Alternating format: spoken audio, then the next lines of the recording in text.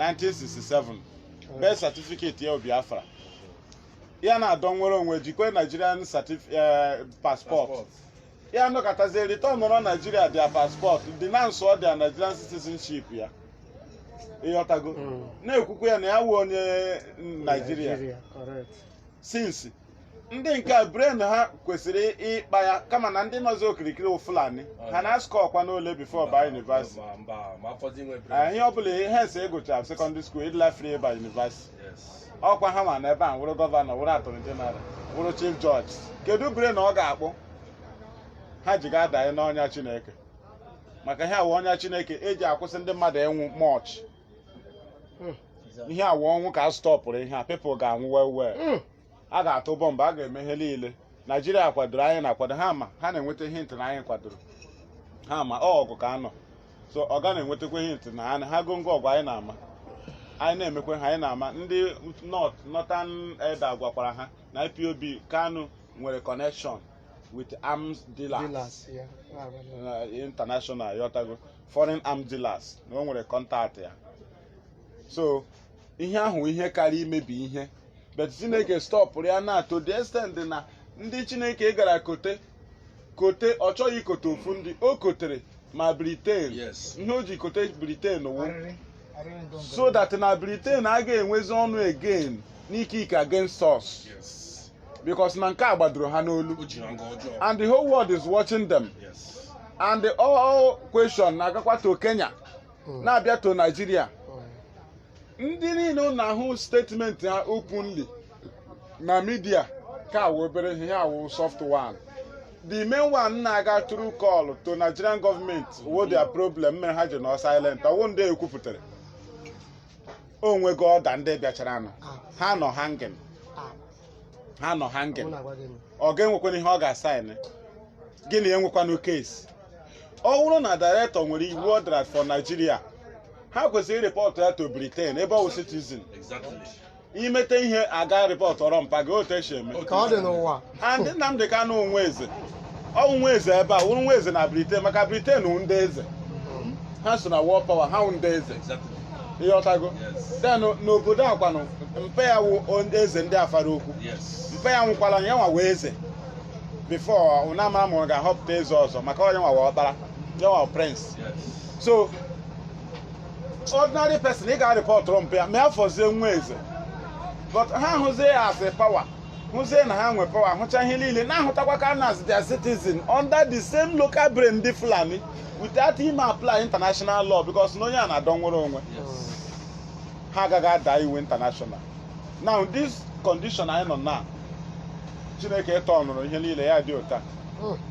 ihe a ugly situation ihe o ji dị na-efefe anyị ụna MaziNnamdiKanu nwere covenant with Chineke ọ na-eke ikwu ya and o disclose ya ta anyị nwa and ihe ejikọ ya na Chineke chiri ike ọ ya mere nwee anything ọ bụla ị chọrọ ime ọ ga-eyuzukwe one of the enemy save ya present ndị ahụ enwe enemy ga-save ya life ịghọtara because o nwe ihe ejikọ ya na Chukwu and onye na-emeri ya ihe a ga-ama ihe ọ na-eme ọ dị ka mgbe uche mefe ọnụ ya eyuzughị ya onda na ọwa ezigbo mmadụ ihe Chineke emere wu for the fact na MaziNnamdiKanu keepụrụ covenant Chineke ga-eyuzu nwe anybody to make sure na Kanu dị free ọwụzi mgbe eyuzutara gị ahụzie kọlọ gị mara ma iji aka gị mee ka ọ nọ mmụọ ọbara gị n'ime so after director ọ pụtara the mmụọ pụọ uche mefe adịkwa empty atịwakwa kanali ịghọtago so mgbe ahụ eji director spirit possessịrị ya because na ụmụ ọgbụgba ndụ nna anyị ukwu na Chineke eji onye medi spirit possess ọ ga-emerịrị ya ị ga-arụ ya o ma ị na-emegodo ya arụ Chineke a na-arụ ya bịata ị ga-anọdụ ya na-arụ ya so ozi mgbe a rụchara ọrụ onye nwe ọrụ bata the mmụọ ahụ a ga-ezu ezu maka pawa nwa bọyị maneja a na-eji mgbe ọ ga na-anọ ya wụ ihe ọ na-eji ma ọ ga-abata ike ya les ya ịghọtara ma ọ ga-anọghị ya atụwa ọda so ya chọkwa iyuzukwe the same power ahụ o yuzukwara mgbe ọ ga-anọ na-anọghị ya ahụzie na ọ nọ kanal ọ nọzi spirit because o kwesịrị ịlaghachikwa otu ọ nọ before mgbe ahụ nọ na-enye ohere ịbịa na redio ọ enyeta ya ohere ya ọhụụ nọ grace and people a na-alike ige ya mgbe ahụ so ebe o jigo opportunity ahụ nso ụzọ mmadụ alike ya o kwesịrị ịsọ pedal kwa people a na-achụzi ọga gịnị mere na onye a na-eme ihe dị otu ọkwa ịghọtara so ọ bịa na redio ya okwue negative ịghọtago ha ajọbi na-abịakwa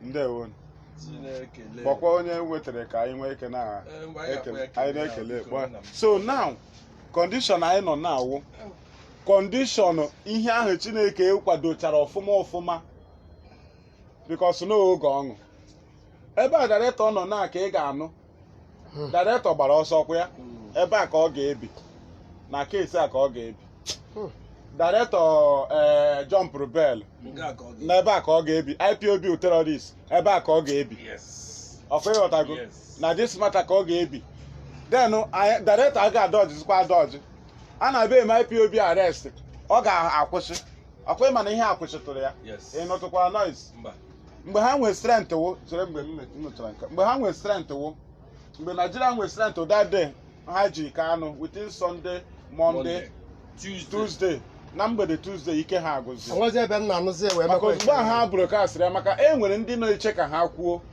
IPOB DOS agaghị ekwu Barrister agaghị ekwu o ji details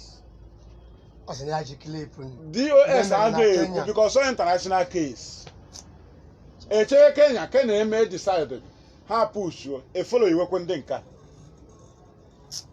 Kanu ekpo ha ọkụ n'aka ha kwupụta otu o shede mgbe ha kwupụtara ndị mmadụ anụwazie nụzie ya jụwazie for what ndị ọ gbasanụ ndị na-enwe right ịgwa Nigeria okwu n'ụdị ọbụla but ihe Kanu na-eme dị ha mma beta ọ ga-ekwu okwu ọ na-eme interfere ndị onwe grand inwe grand ikwu okwu na-anwụ ndị ọ gbasa betụ nke a ịdịzi free because na onye okenye abaala nshila akwa ya ọhịa Nigeria mere na agwa mmadụ na Nigeria nyere own goal ọsọ gbagbuo bọọlụ na post ha bọọlụ agbaga since no score gbachaa na-agba extra time since anyị gbara match no goal eme ya na-emewu since ka Nigeria bịaziri at last were aka ha gbakpuo ya na post na nke ha post ha ka ha gbagburu ya ugbo onye ọbụla na-ahụzizi ha anya nwa Chineke so without arrest a na mmadụ ga-anwụ ihe a butere na ọ stọpụrụ ọnwụ ọtụtụ ọnwụ na ndị mmadụ ga-anwụ Chineke na-anụ ya Chineke na-anụ ya na ndị mmadụ ga-anwụ ya return ya reverse ya another way ịghọtago so that ị na-agụkwa Bible a na-agwa gị na onye nke a tara ahụ ma onye a mere ihe dị otu a gị nwa na-ama na onye nke a taala karịa maka na onye nke mmanya nwere ya Jizọs mmanya na mpe ya nwere ya n'oge nke Jizọs enye ya ohere nwee media ka o nwee fans like this oge nke Jizọs ndị ahụ na-eso ya 12 wit ebe ọ bụla ọ gara ndị ga-eso ya na-agagharị ndị bịara ịnụ dị oziọma Chineke ọkwa ịghọtara ọ ndị ahụ wuo ndị nke Jizọs and ijidere ha agba ọsọ gazogbo na-eche mgbe e zitere ha mmụọ nsọ. This is time of IPOB, the largest mass movement on earth. Ha ga-agba ọsọ kama na nnukwu ihe mee ha eshekie ịghọtago because enwebe gọọmenti ọkwa just the people so ha makwa na ha na-agakwa reinforce kwa iji fight ya because enwe any other option than inwe freedom because anyị adịgo IPOB emeka anyị expose to the extent na ọwụ na ịkwụsị anyị anwụọla all over the world because ahụ na anyị wụ problem to the world ịghọtago ahụze na anyị wụ problem because n'ụdị mmadụ dị ndị anyị ekwesịghị ịnọ n'ụwa na anyị ga-emebi ụwa so beta ọdụtụ na anyị nọzi under IPOB na-emechi ihe ike ka onye ọbụla ji lazi azụ onwe ihe ga-eme anyị so this very thing emere our leader now wo things anyị na-ekpe ekpere na agendas ka enwe open case maka a na-enwe opinion case ihe a opinion matter enwe court martial enwecha case ihe a opinion case onye ọbụla ga-etinye ọnụ ọwụ case Nigeria ihe a international matter anyị na Nigeria enwe case because ị ga-ebu ụzọ kpewe any report ha nyere ha ebubo ha bogidere Kanu ute ati ikpe otu Kanu shibata Nigeria all he get face. So any of their case ha present enwe meaning. Because I get bidonishi. After bido chale follow child she route here. Free ye then anya beze bia chewezie onwe case onwe na court unu ge si na o jump rebel. Anya joy gini mere na obia court. Gini me kono ji jump rebel. Very simple. Maka onwenu mgbe o siri na na-abịa anyị jicha video mgbe ọ gwara anyị na ọ na-aga Abuja 2,000 men so 2 million so for gị nwa ịbịa si anyị na ahụ ka anụ na ọ jọmpụrụ bel gị na onye na-akọ ihe ahụ ndị ga-eme apply director na-eti mkpu ICC ndị ga-eme apply n'aka ha bụ British UK gọọmenti gwa ha na their citizen na-eme ihe dị otu a. But Nigeria na boss international case with Kanu because agwa ha na anyị ga-eme the same thing ka Gowon gbara ọsọ mmere no me Ojukwu arrest. Gowon kwesịrị ime Ojukwu arrest. Mgbe Ojukwu gwara na maka Ojukwu lọtara bịa gwa ụmụnne ya ihe metere. Gowon na-ewe ụwa ya o ji kwuo na ya kwesịrị ikwu. Ị na-ekwu ị na-echekwa n'ogene after lọtara. So anyị mere expect na a ga-eme Ojukwu arrest. Ha abịa ọgụ. Ya na-atụkwa n'egwu n'ime Ojukwu arrest na ọ ga-ewepụta ihe gịnị akpara na Aburi Ghana and the world ga-ebi okwu Britain agwa ha gawa ọgụ kuchie anyị ọnụ ịghọtago. So this time around kwana ha chọkwa ka anyị na ha nwekwe international case again ha na-adọji ya and anyị alaiki case niile anyị gbara ha akwụkwọ agba ha na-aga eri bribe a na-ehe odi ya ọ wụzi nke anyị gbara ha akwụkwọ nke ahụ nwa ji aka ha nye ego na post ha ga-esi refri egbuli ya maka na ongo maka ongo refri aga egbu ya both illustrations here and everything. March and since March no local before. They dey in charge local observers, local officials. Anyị agaala ịgba match international. All the international tournament. All international tournament. My hope is double. But that day, no, this information, I collapsed. That Tuesday night against Wednesday. Didn't know within me when I collapsed. Yes. Throughout that day, I don't even when they to agree I did not sleep. I collapsed. Then my question, not within myself.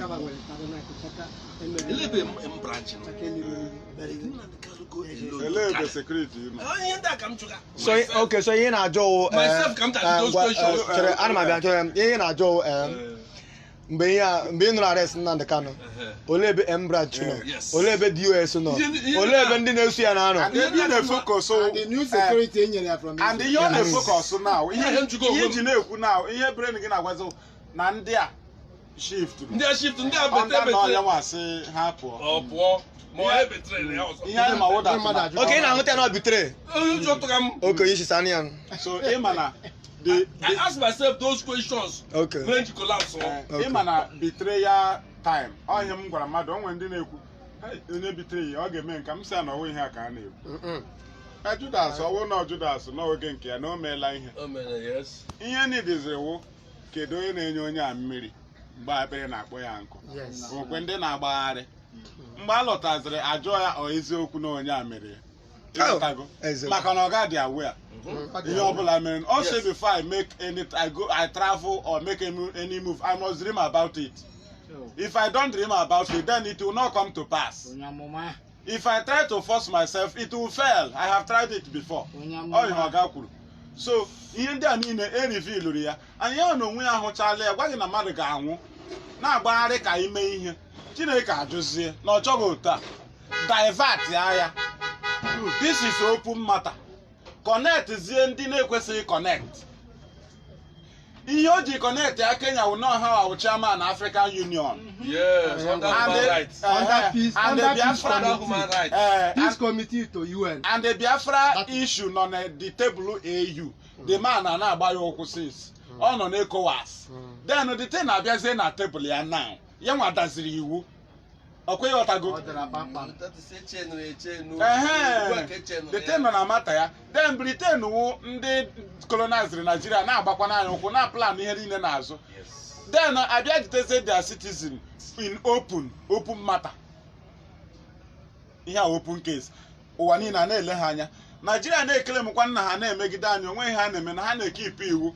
ha gaziga kidnap mmadụ na another soil bute na their country and onye ha wo their citizen instead of people get a country ụwa niile ọnwụbe na ha na-edewe iwu na nwa agbago ha ọtọ ịghọtara mgbe ahụ director gwa gị na ha ga-emecha ayụ anyị sa were Biafra ọ na-eseti ọ Fulani na-agaghị akwụkwọ na-asị gị ee na ha hapụkwara Kanu anyị na-ahapụghị iji ya ya nwa jizi gị gị sị iji ya ị na-eji ya ịhụ na a na-eji mmadụ na-ejitu mmadụ n'ala onye atụgharịa na-afazi gị aja n'ọnụ gị sị na a na-ahapụ ị na-ahapụghị iji ya ọwụ na Kanu mmụọ a ga-akwapụ ama ha akwapụli ya beta ama na ebe ọ na ị ga-akwapụzi ya ị ga-ajọ ọzụta na moto bupụta esi ya ngwa lawa mba ọ mụnwa ka ị ga-emenwe otu a ma agba ọsọ lawa maka nne iderela ịghọtara ọwụ director ebe ọ ma na ihe ọ na-aza okesi ọha ịghọtago and the IPOB nwere foundation n'ofu ime ụlọ ka ụmụazụ Jizọs ụnọ egwu na-atụ ha tilenye ha mmụọ nsọ ekwere ha na nkwa ozugbo mmụọ nsọ dakwasara na Acts of Apostles chapter 2 ha pụtazie kwuo eziokwu a sị gị that until the disciples received the power of the Holy Ghost they could not be able to speak with boldness. Disciple ụnụ boy ya so mgbe ha na-eso gị mgbe ejidere ha agbakpuo n'ezo onye ọbụla nọ n'ụjọ ma mmanya ahụ everybody nọ n'ụjọ ndị iso kwere eso ma John beloved nwanne ya nzuru onu nso ha na-aga nna-ezo na-ekwe ka amata onye ọwụ but Peter ahụrụ ya amata ya ya nwe na onwe ya apụtakwa open no but nke director wụ na-akpa ala nkata sụ ụzọ mgbe Jizọs na-ekwu okwu ebe ọ na-ekwu okwu n'etiti mmiri ọ n'akụkụ mmiri ọ n'elu ugwu wave eburu ya gbasaa enweghị midia enweghị microphone onye nke a bịazie ozi ọma once maka ugbu a ka aka na-agbasa ozi ọma Jizọs ugbu a ka aka na-agbasa ozi ọma but nke ka nọ ezichala ya maka ọ nọ midia ọkweghị ọtara ezichala ya once but nke director wụ nke Jizọs ugbu a ka aka na-asị na anyị butere unu ozi ọma na anyị butere ozi ọma nke anyị agwụla a na-achọzi ka o mewe ha agazie ga adanye because anyị nọ all over the world ebe ọbụla ị nọ na-arụ ihe ọbụla Kanu onye isi gị ma iwu gọvanọ na UK Kanu onye isi gị ma iwu attorney general Kanu onye isi ha si iwe onye ebe a onye Biafra ha si iwe onye Biafra as far as you issue from Biafra. Yes, nke awu ihe ọbụla sọ gị wụrụ n'ụwa Minister of Justice na Canada. Ihe sọ gị wụrụ ma ewu onye isi ndị amị na US Army ewu hence ewu from Biafra land Kanu onye isi. So onwe ma Nigeria put them together they cannot stand us. Ihe m ji like this matter that na those their international friends countries this case have weakened them. Yes, like Britain number 1. In Yodre. All of them. I feel that guy that is talking. Weakened. Okay.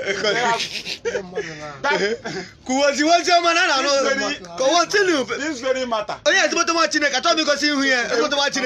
This very matter a week in ago. The whole friends in Nigeria. That's so. Had ban over. Because na ha no lunch ha na-eshishi. Oh yeah, that was only monya. O gara ga zo ni monya. Ozo ni mogi. Suwoku. Ọṅụ dị. Then ebe ọṅụ dị final result. Yes. Final result. Yes. Mbido ha ọkwa ịhụ na mbido ha na-eluzi ha ilu. Na mbido ha dị ha ụtọ, but ugbu ọ na-eluzi ha ilu. Mbido lụrụ anya ilu, but ọ dịzi anya ụtọ ugbu a maka o nwezi anya, onwe ụzọ. Ọ dị ka mgbe Gumi ọkwa yesterday ọkwa egburu onye isi ndị amị commander ndị bandit gburu ha. Gburu ndị amị n'ugwu. Also I want to give you guys one carton. Ziwozema. We are listening. Chere ko Ziwozema. No problem. Ziwozema. When did he? Osadebe, I know you kuru. Chere. Oga Osadebe, I know you kuru. Isi ga yan one carton. Chere ko Ziwozema. Ha no le. Thank you. Continue. So this attack emere ha now na emere ndị amị gbuo ha. Gbuo onye isi ha. Ọkwa Gumi si na bandit dị better than IPOB. Yes. Ha gburu onye isi ndị amị na. The duty of IPOB, ihe IPOB na-emewu, ha na-eme agitate. Legal agitation. Ha na-protest. Na request for referendum.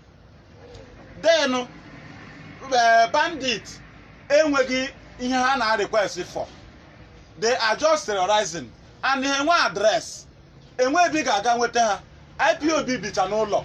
Urucha citizens, which address, which offices, then IPOB as a people, leadership IPOB, which offices with address, which radio, which different thing, Igejima na how terrorists have address. The bandit be not here. They don't have a particular mission, particular request than kidnapping, killing, raping, looking for money. And that is demanding for ransom. Ogola. Give a little hand, Gumias in a hack. People that has no address, but they have guns. Now coming to ESN, there are reasons I launch at ESN. Exactly. Because now, Nigerian police, when Nigerian army, when Nigerian navy, when civil defense. I've seen your message in boss. I've seen your message. I'm from here. I'm the milk is nigga one crate. Don't worry. We are coming. So continue. All these departments for these forces department secretary ESN. The reason of ESN kinekuna. Yes. Okay. So these people don't know. Kahano people are now bia ebundi nwobodo citizen ebu indigenous. As no herdsmen na na ebu ndị mad. People etiwezie ndị Nigerian government na akpọ nwa presidency. It has said that na here foreign Fulani. Share this program so that other people will listen. As no foreign headers. Then Foreign bandits. And they mention some countries. Senegal. Which means they know from Mali, which means they know their address. And how did they cross here? You know they crossed, and your border is still open. Then who armed them after crossing? Did they cross with the arm? Now after Habatra, and people started complaining, called the government no way. And we as a Biafran, they have hate the guy for long.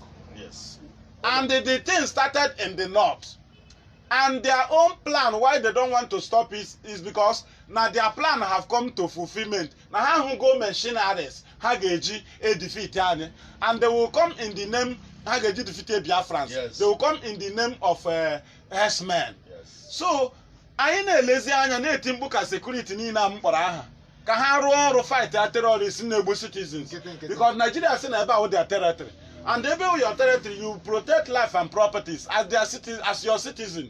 Even as we are agitating for Biafra, then you have to show us and show the agitators that you love this place by defending us from marauding Fulani killers. But ha hapụ anyị. And the governors, man, the politicians not here. Which means all conspiracy. Yes, that is. And the natural law, we cannot allow them. Somebody push you down your own wall. Also, somebody push you, route a wall, no door, no escape route. Yeah, push you to dog. Somebody is expecting me. Come up to do na bere ma push you. Come be na say achakwa problem. Mchili aka ma bu elu. Na say ọ chọla mgbagbo n'ụlọ no more road. Ya gboche m na bere ke sekwa mchili aka elu. Say na ma achọ problem. I don't na gbo no. The best option is either they go to na olu on igburu ya on it way to escape. You defend yourself. Kesem na ahụ na ewe onye udo. Defend yourself. Not to die. Somebody na enwezi any escape route. The person is a fool. And that was why we launched ESN. We launched ESN to defend ourselves. ESN, we have been preparing since, but we don't. But I was standing in the hold down security. Yes. But we did not launch them because there was Nigerian security. Yes. So, but since we see that no, everybody is compromised, both security, both everything. And when you before the army will come, and the army knows again when they kill in the night, because those people not all of them they are kill a when Hasin Oboda attack, if they reported a place attack, the report will go to the military.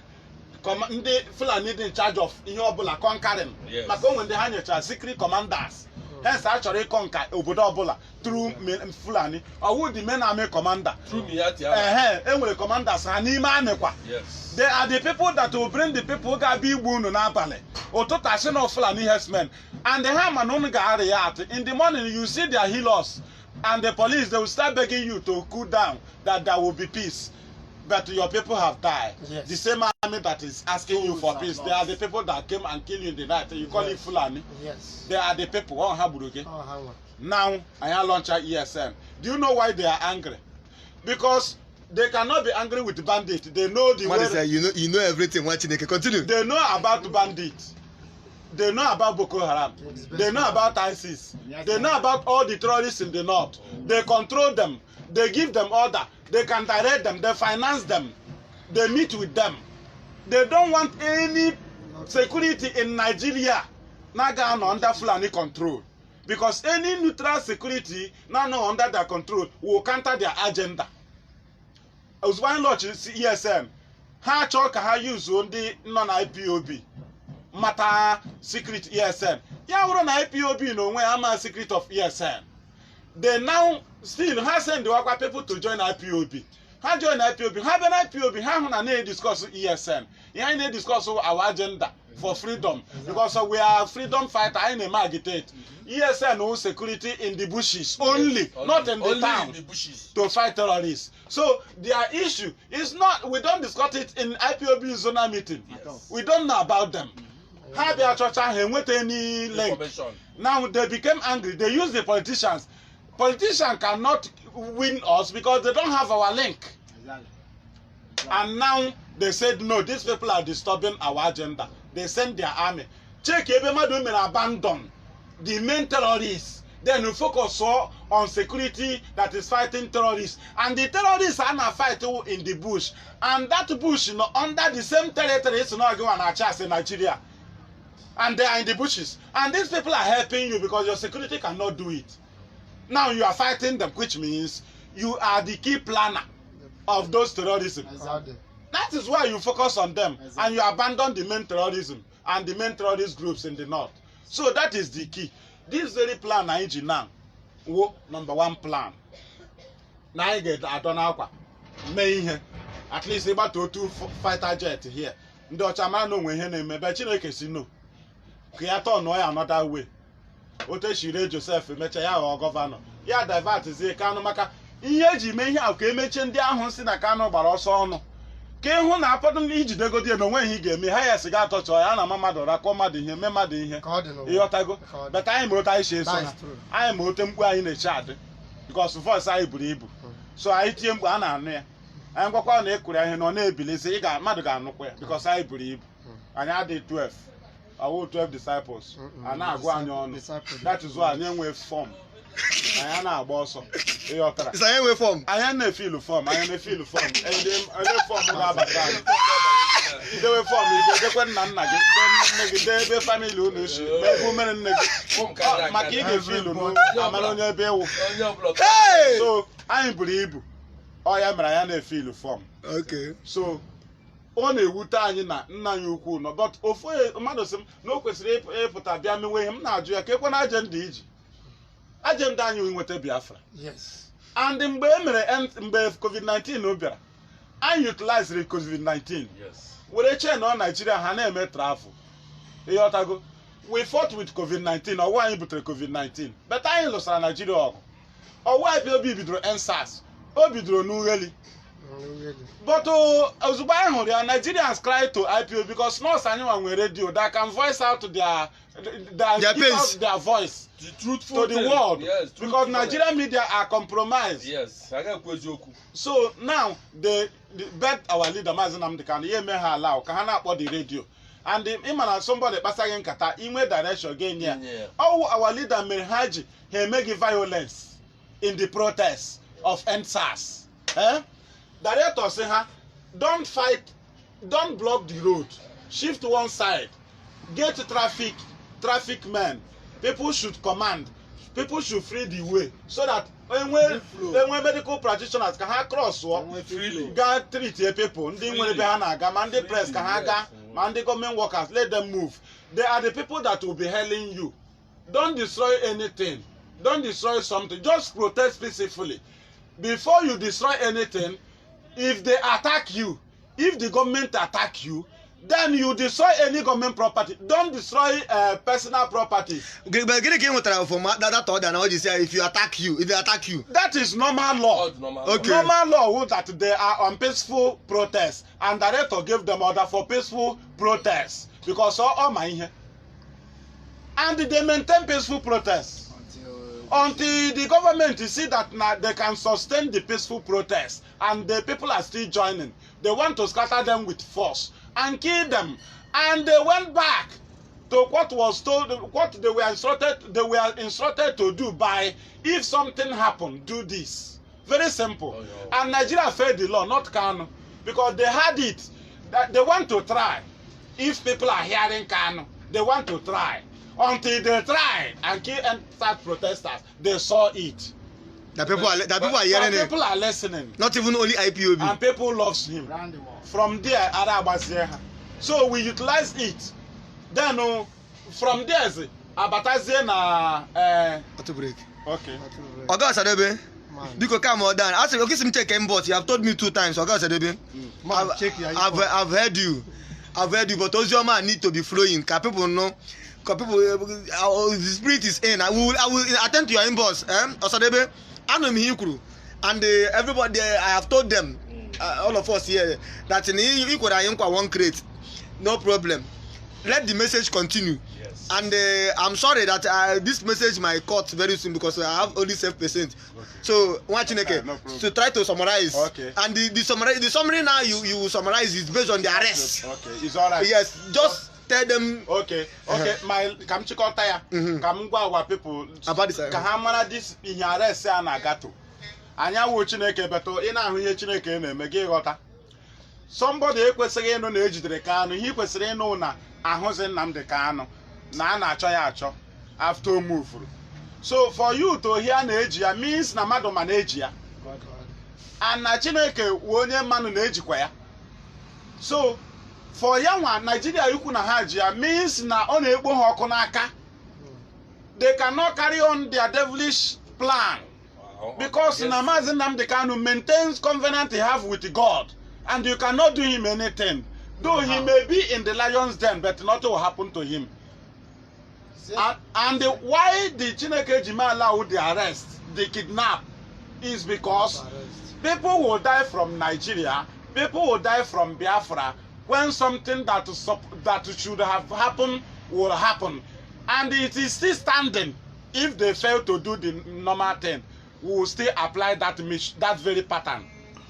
But this very one, we hear Chineke eji choice stop with that massive death. Our leader na-eti mkpu ya na ndị mmadụ ga-anwụ. People should know this house to house arrest. Na ndị mmadụ ga-anwụ. No. That one, they want to weaken they try to weaken us. But they did not get IPOB in total. They were getting some Biafrans, not the main IPOB. Though they got some IPOB. But most of them are Biafrans. They thought they can weaken us so that we cannot do something. But God diverted it to this way. Since they had there with their own brain. Maka Chineke said, though you plan it with your own knowledge, but it will come to naught, it will not work. Because now you are in charge. Now, Hana Zozo Wahazo, Hajibu Ani jizi ha. Yana chosen aka Nigeria chile aka elu si na mmiri na-eri ha. But ọwụrụ foto ha ji chitu aka si na ụta ka ha na-eche egwu mmiri. Anyị ga-ahụzu anya because the mmiri na ha ba na ha n'ọnụ. Ọ cross ọnụ na it will enter their nose. The best thing onye mmiri na-eri ga-emewe ichile aka elu. And the MaziNnamdiKanu ọwụ onye ga-akwapụ, ị ga-eburu na moto kwapụ ya sị ya alawa na edi star ji alịa. Mba, a na-eme ya otu ahụ. Because this is Biafra struggle. So onye ọbụla kara obi mara that now Nigeria can force the world to announce Biafra if they did not cool down now for referendum. Because they may attack international communities. Hey, we take their papers in not standby. Because in here can happen now to Biafra since on your referendum. Hana Huta Nigeria as a sovereign nation. Then you to have some respect. But this very kidnapping exposed Nigeria. Nobody have respect for them. And they can decide anything at any time now. So everybody hold on where negente. Listen to DOS. Maka before who they put, he can wake up now, come to radio, bidoku, say keep on keeping up. DOS now knows plan. People were expecting us to protest here. There are standing orders on table. This is IPOB, not 12 disciples. We are everywhere. standing orders. If this thing happen, this will follow. Oga drop prayer. There are purposes says you drop for prayer. Prayer need a match to here and now. So you have spiritual something. For you we drop prayer, not drop begimbo. So you get the rear. And the prayer will clock up to our freedom. Clock up that 150 days. Yes. The prayer will clock up with our freedom. We pray and before now go like janya ga. You see? E ga man of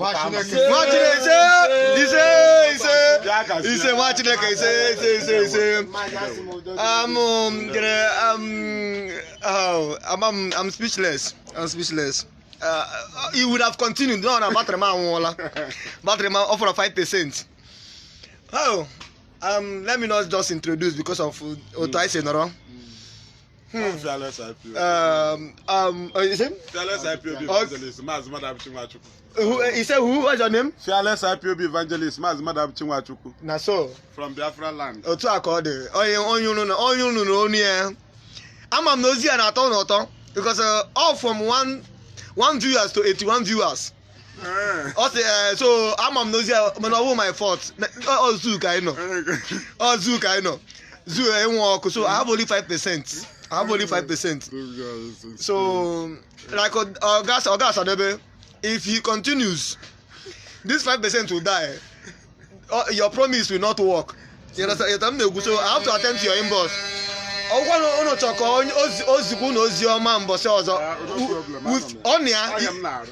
If you say date, and not only you listening to this message, you also encourage him. So I thank you all for listening. I thank you all for. This is my sister. This is my sister, Honor from Italy. Lilian Okereke. Also, you continue. But please, my battery is 5%. It can't continue. You will know. But I'm talking before I get out. It's in that. Now what case I give me on 26. Guess you got what about case I give me on 26? Okay, now 26 I am with case in Abuja. I am with case. I am with a case in Nigeria. Because now Kanu our leader no they only confidence in Nigerian court. The application not there since. Then I have filed a court application. Why can't I be the court? Now join the court. Guinea Mary.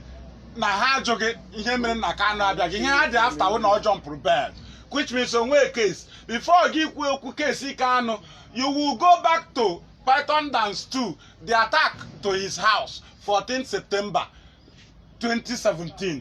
You cannot take any judgment or any ruling. You cannot process anything without each other. 14 September attack in Afaruku. 28 men died. Adak died. Jack the dog died. Thank you. Not even those that died on the buses that died at Ishalango Umai Expressway. We are talking about at the scene of crime. Those people died at Afaruku. You cannot forget them. And that was why our leader did not appear in court. No jump bail. The person must be mad. Before you speak about jumping bail, you must talk about the people that die in his compound. First. So now, this is an international case. So talking about Abuja is nonsense because Labaran has nothing to say. He has nothing to say. But do you think that British cannot back us? As in, how to not back on us? It doesn't matter because the person that planned this matter is God. You say? Now British has no option than to do what they are supposed to do. After all, they are going from the back, which is not nonsense. If you want to act, you come out at open. We see you. Any back encouraging is nonsense. Yeah. People that are in that very level in the world, Britain, you come up and say something. Yes. But for you, you're gonna attack Yerima, this nonsense. Yes. Because it will not work. It will not work. So, because this is not the time of 12 disciples. This is time of 5 my battery.